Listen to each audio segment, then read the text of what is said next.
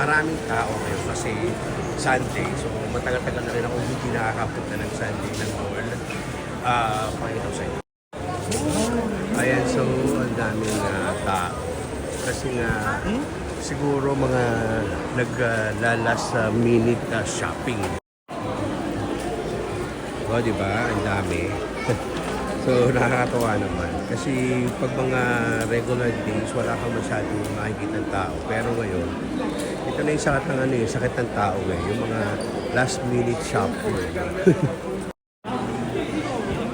Kaya miski sa mga sa mga food, kaya pa siguro mga late na kasi, so lunch time, so marami nang nagugutom. Kaya so kumakain muna sila. Okay, so ayan, kita nyo, ang daming tao sa mall ngayon. Sunday today. At saka, alam mo yung mga late shoppers. Ayan, may mga gift wrapper dito. So, mabibigay lang kayo ng donation. Buti na lang guys, tapos na akong mag-shopping para for Christmas. So, kaya yan, hindi ko na kailangan makapagsiksikan.